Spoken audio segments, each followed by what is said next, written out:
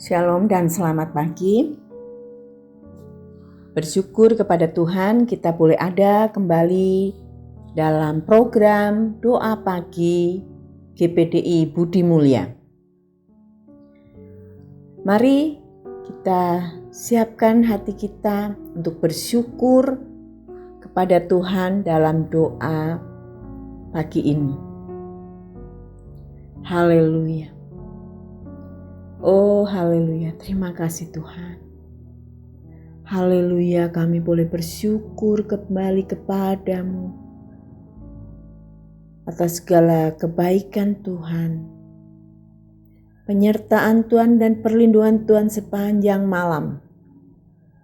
Kasih setia Tuhan yang tak pernah habis dalam hidup kami. Kami bersyukur dan berterima kasih kepadamu ya Bapa.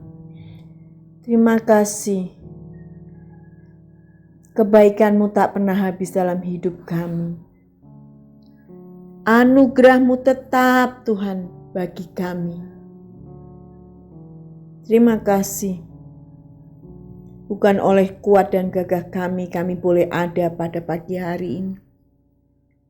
Tetapi kami bersyukur hanya oleh kemurahan Tuhan.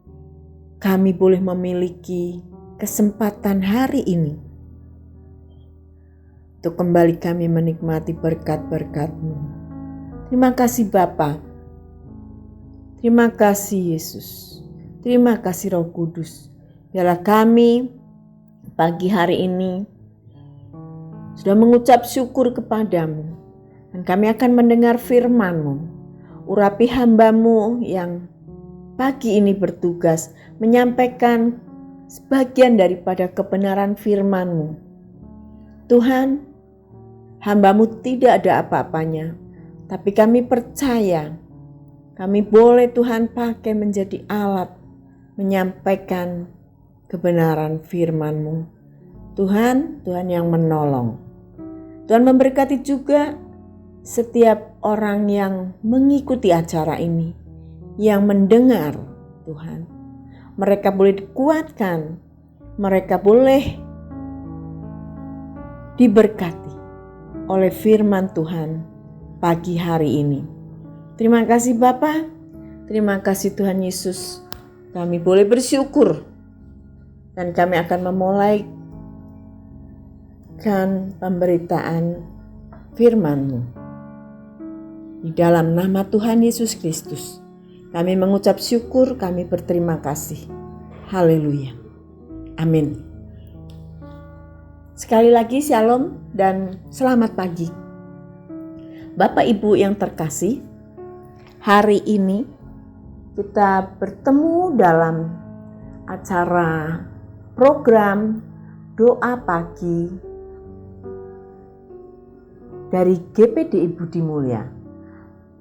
Nats yang akan kita baca ada di dalam Yakobus. Kita baca di dalam Yakobus ya. Yakobus 3 ayat yang keempat dan yang kelima. Saya akan bacakan, demikian bunyi firman Tuhan. Dan lihat saja kapal-kapal, walaupun amat besar dan digerakkan oleh angin keras, namun dapat dikendalikan oleh kemudi yang amat kecil menurut kehendak jurumudi. Ayat yang kelima, demikianlah juga lidah, walaupun suatu anggota kecil dari tubuh, namun dapat memegahkan perkara-perkara yang besar. Lihatlah, betapapun kecilnya api, ia dapat membakar hutan yang besar.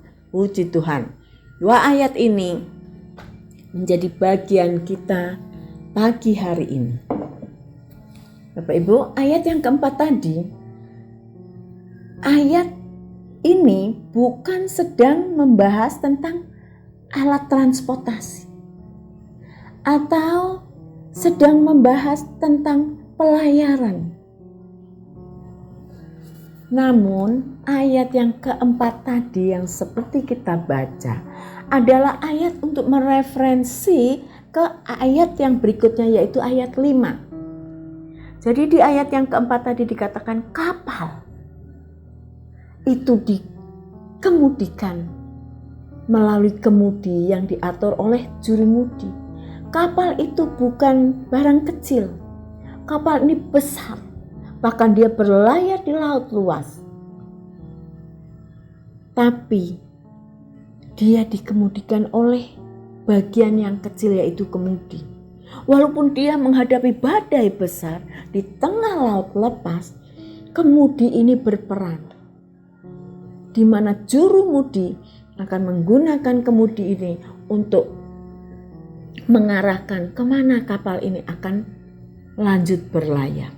Apakah dia akan melawan arus badai ataukah dia akan mengikuti arah arus?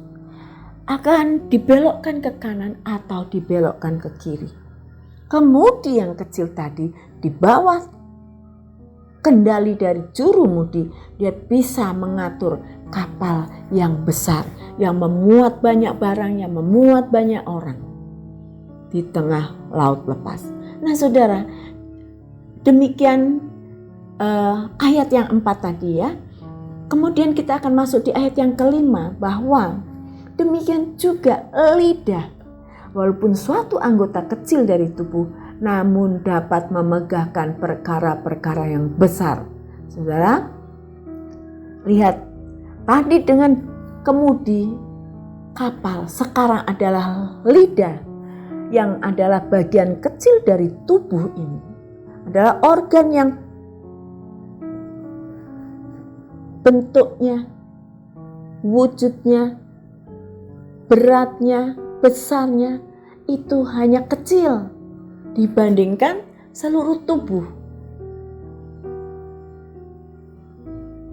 Namun lidah ini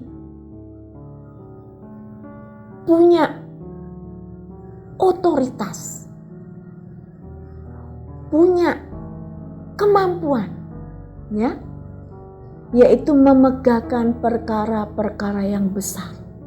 Lidah di sini yang dibicarakan bukanlah lidah secara fisik, lidah yang ada di mulut kita, namun ini mengacu kepada perkataan. Karena fungsi lidah itu tidak hanya untuk membantu pencernaan, menjadi bagian alat pencernaan, namun adalah punya fungsi di dalam berbicara, menghasilkan perkataan. Nah, di ayat ini dimaksudkan lidah adalah perkataan yang dihasilkan dari lidah.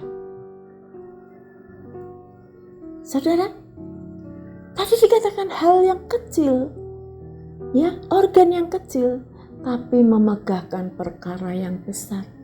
Di kalimat berikutnya kita membaca bahwa betapapun kecilnya api, ia dapat membakar hutan yang besar. Nah, kita sering melihat di sosial media, di televisi, kita melihat bagaimana adanya kebakaran hutan. Hutan yang luas, berhektar-hektar. Saudara, bisa habis dilahap oleh api yang awalnya adalah kecil.